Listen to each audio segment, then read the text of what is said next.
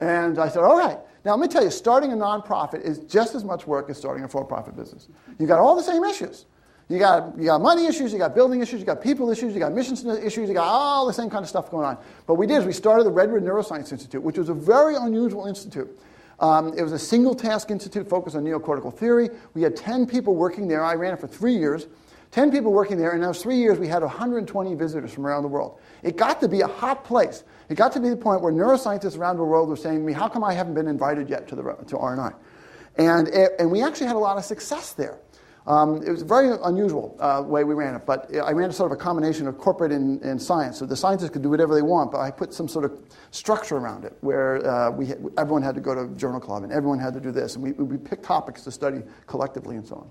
Anyway, we worked on neocortical theory. We made a lot of progress on that, and what happened was eventually we had so much progress I had to decide what to do next. All right, so we started. And what happened was a friend of mine, was my colleague, Dilip George, who was he was at the time a graduate student at Stanford. He was hanging out at R&I, and he basically was following these theories and read an early copy of my book. And he basically figured out how to take these theories, these biological theories, and turn them into a mathematical formulation and show that we can make it into software.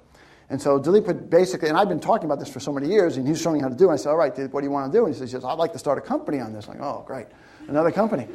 And I said, it's a lot of work starting a company. You sure you want to do that? He said, yeah. And I said, now, at this point, I couldn't back out because I've been talking about this for 25 years. And I said, we're going to do this, and now we're doing it. I can't say no.